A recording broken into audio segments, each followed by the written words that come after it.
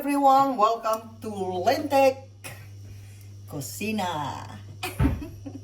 Shout out sa buong Team Lentek guys. Thank you so much sa ating mga super chatter, sa ating mga members, sa ating mga followers, sa ating mga subscriber. Thank you so much sa ating mga baguhan, sa ating mga bisita gabi-gabi. Thank you so much sa tiwala sa buong Team Lentek. Shout out everyone. Di ko na kayo isa-isahin, baka may makalimutan ako.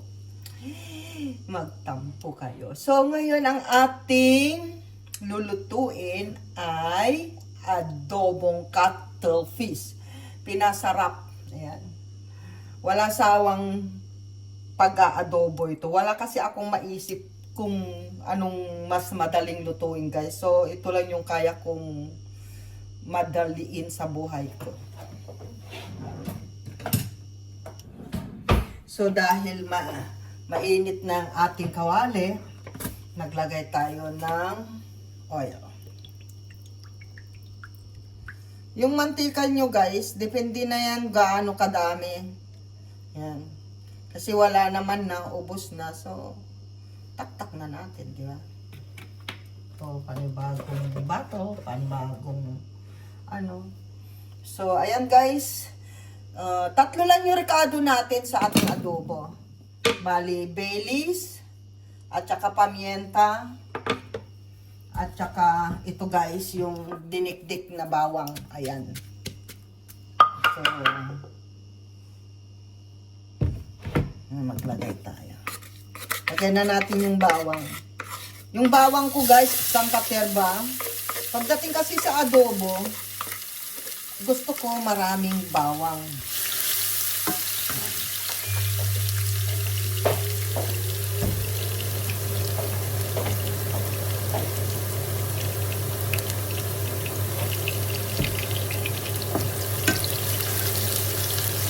Ayan. Tapos, dahil golden brown na sila, yung bawang natin, sabay na natin yung pamienta, lahat yan, pati yung dahon ng Baileys. O, diba? Ganyan lang ang ating adobo, guys. Ayan. And then, ito na po yung ating cuttlefish. Ayan. 2 piraso po siya. Kaya ang dami niya. Kaya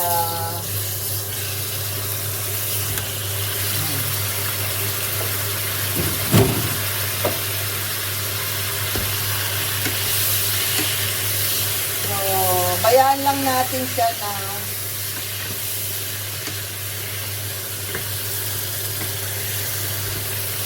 sipsipin niya yung mantika guys. At least nandyan na yung bawang, pamienta. Ayan. Saka hindi ko isinabay yung ink niya, yung gangta niya kasi masyadong itim. Pero ilalagay natin kasi yun yung magpapasarap. Kaya lang sasalain natin guys. Kasi yung parang yung last time na naglagay, sinama ko siya dyan. Ano siya, yung parang may buhangin. So, takpan natin.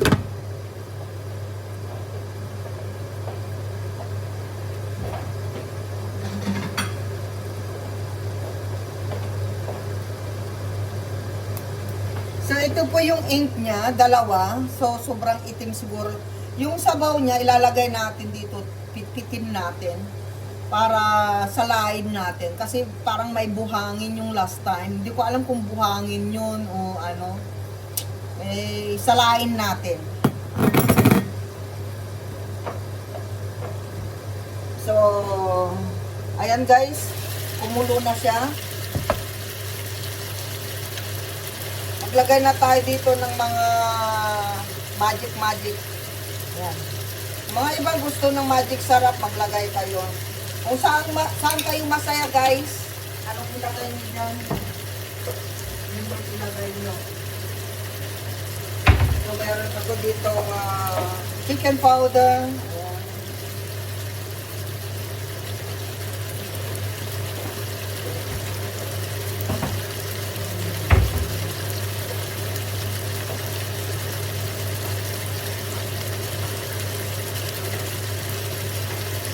So, mamaya na tayo maglagay ng pinakurat, guys. Yan. Gagawin natin, maglagay tayo ng patis. Hindi po ako naglalagay ng toyo kasi yung dagta guys, yan. Yun po yung yun po yung pinakakulay ng adobo natin. Huwag kayo mag-alala na ma-overcook yung pusit nyo. Pero may mga nagluluto kasi ng pusit guys na na makunat. Eh ako hindi. Kahit makunat yung pusit, nagiging malambot sa akin. Sabi nga nila pagka daw makunat ka magluto ng pusit, puripot ka daw. Sabi nila, hindi ko alam pagka daw ang palaya yung niluto mo at mapait ka daw magmahal.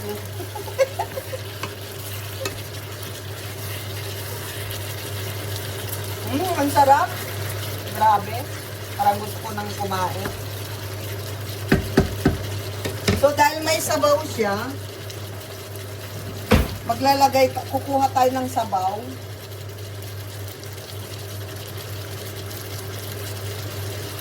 Tapos, natin, yan, piga natin. Wait lang. So, ayan guys, takpan natin.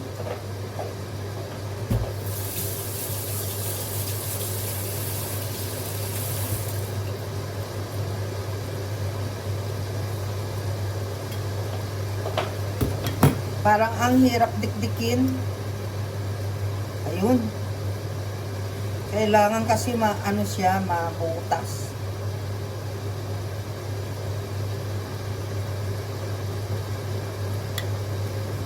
Ayan.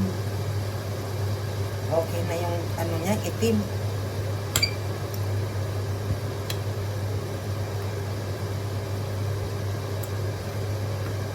Kasi parang may buhangin nga siya guys. Kaya kailangan salain natin.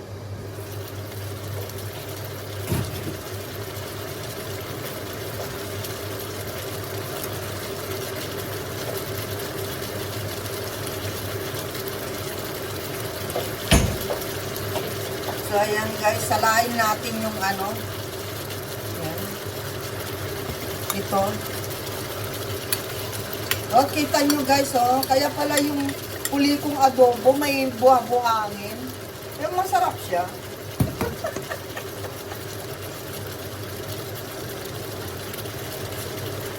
Sinalak ko po yung yung dagta niya.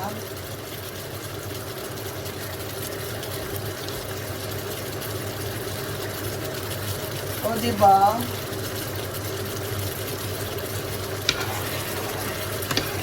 Ayan na po yung ating nangitim na siya.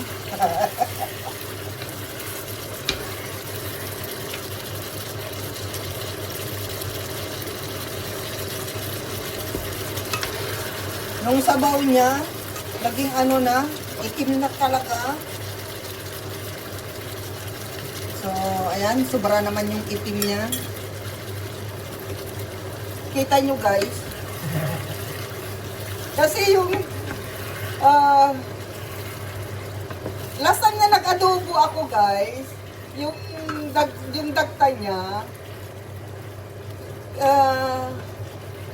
sinama ko. Tapos syempre, nadurog-durog siguro yung dagta niya.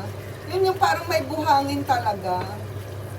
So ayan guys, lutuin lang natin konti. Saka natin siya titimplahan. Saka natin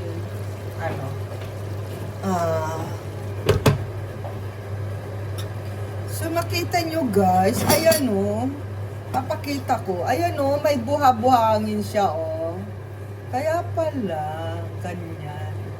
So alam nyo na guys, kapag nagluto kayo ng cuttlefish, yung ink niya o yung tinta niya, i-separate nyo, tapos salahin nyo siyang ganito para walang parang buha-buhangin.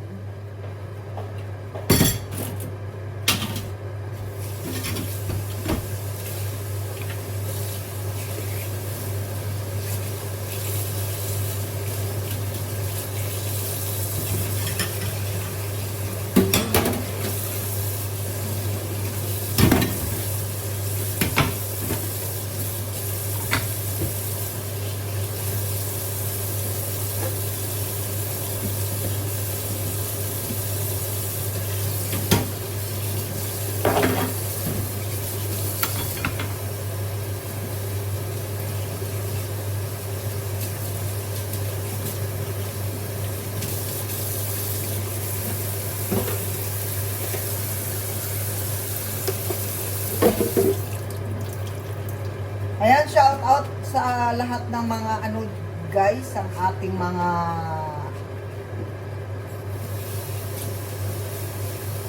kaibigang mga my team. Ayan.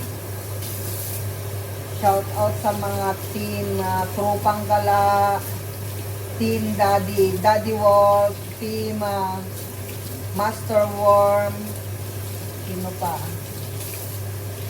yung mga my team, kay Kabunsoy, ayan, team ni Kabunsoy, shout out kay Ninong Kabunsoy.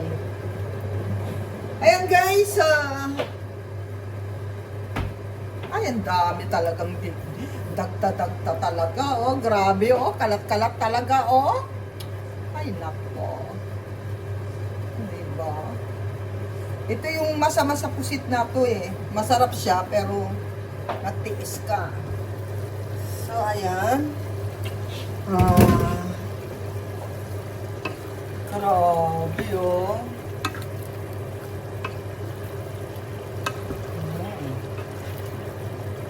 So, di ako naglagay ng tubig dito. Ayan guys, oh, di ba nakita nyo itim? So, ayan. Siguro, mahilig akong maglagay ng sa adobo ko konting sugar.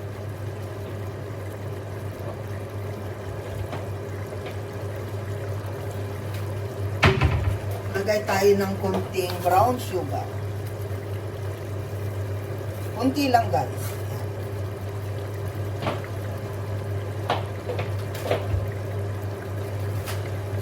Ewan ko, gusto ko talaga siya sa ano eh, yung adobo. Yung may sugar siya. Yung pagka ganito pusit. Yung medyo matamis-tamis siya. Tatay ko kasi pag nagluto ng pusit, matamis-tamis. Na tuyo siya na ano, basta masarap. Hindi ko siya magaya. Iba talaga yung mga original. Tinatawag nilang authentic guys. Shout out pala sa mga ano dyan, Team ICC. Diyan sila Tatay Jack Bird, sa Ate Trixie, Ate Lily Ragasa. Ayan guys, oh diba? Kunti na lang. Ang sarap. Parang wala pa siyang suka pero masarap. Maglalagay lang tayo ng konting suka guys. Kasi iwas tayo sa mga ano muna, maaasim.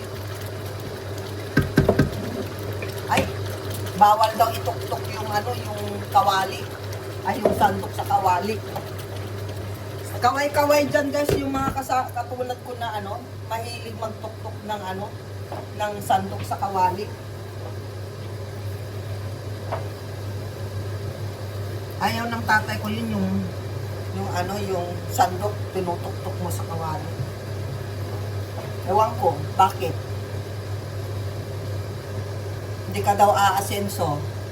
Pero nasahulan naman ako. O, diba? So, konting kulo, pagka ganyan na kumulo na yung ano, yung suka niya, pwede natin haluin ulit.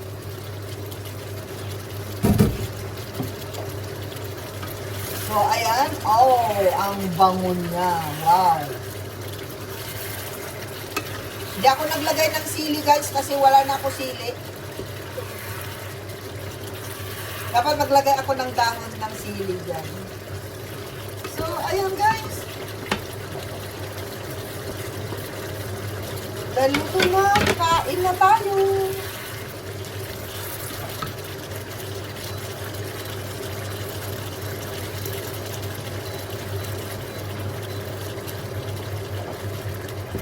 Gusto ko yung ulo.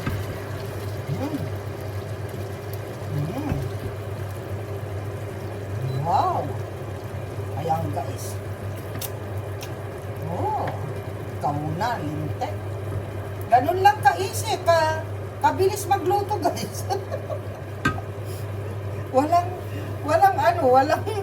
walang 20 minutes. Mga 15 minutes lang yata to eh. Luto na eh. Chow-chow na, kain na. Kailangan marami akong kakainin kasi ilang araw na akong hindi kumakain guys.